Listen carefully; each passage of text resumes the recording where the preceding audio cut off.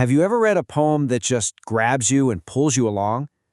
Where one line just tumbles into the next and you can't seem to stop reading?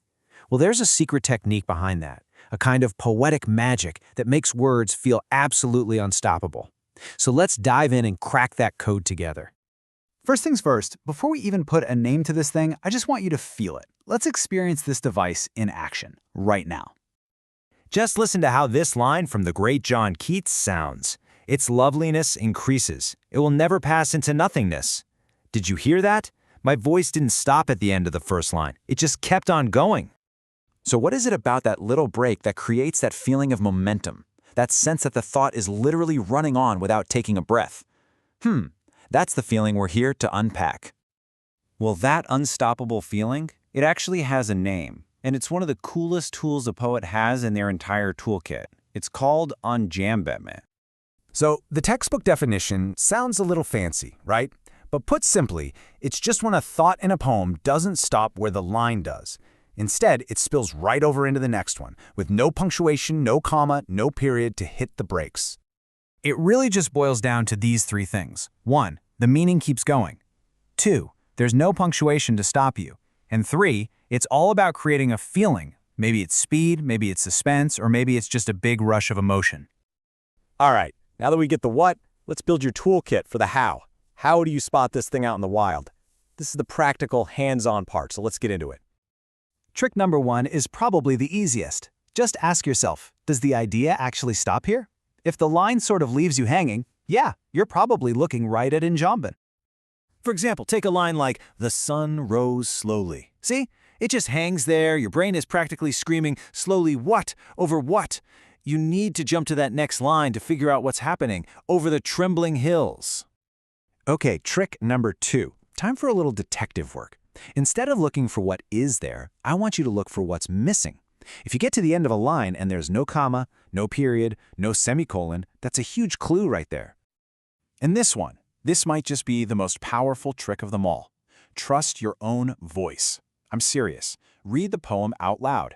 If you find yourself naturally flowing from one line to the next without even thinking about pausing, your intuition is telling you exactly what the poet did. Now let's put Enjambment side by side with its total opposite, the end-stopped line. So on the left, you've got 2 roads diverged in a yellow wood. See? The thought is complete. It's a full stop. But on the right, you get, I could not travel both and be one traveler. The thought has to continue to make any sense. That is the core difference. Now listen up, because this is a really crucial tip. Just because a line is missing a comma doesn't automatically mean it's Enjambment. The real test, the only thing that matters is if the meaning itself carries over. The thought has to be incomplete without that next line.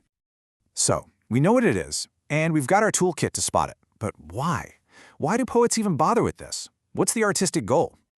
It really all comes down to controlling the pace and the feeling. A poet can use it to create this smooth, continuous flow, or they can use it to build this urgent, breathless suspense that makes you rush to the next line.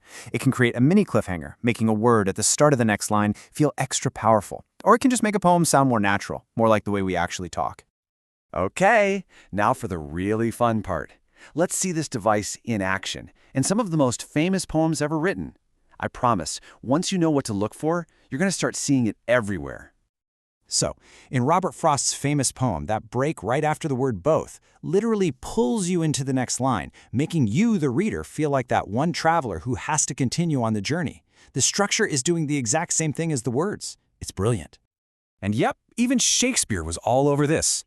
That line break after C is a perfect little cliffhanger. It makes you lean in and ask, so long lives... what? You're forced to read on for the payoff, and it gives the line this feeling of endurance, of immortality. And here's the incredible Walt Whitman, using the flow of the line to mimic the flow of nature itself. The line actually descends right along with the speaker, just like the soft falling of rain. It's absolutely beautiful. And you know what? You can do this too. It's actually a really simple 3-step formula. Just start an idea, break the line before that thought is totally complete, and then finish it on the next line. That's it.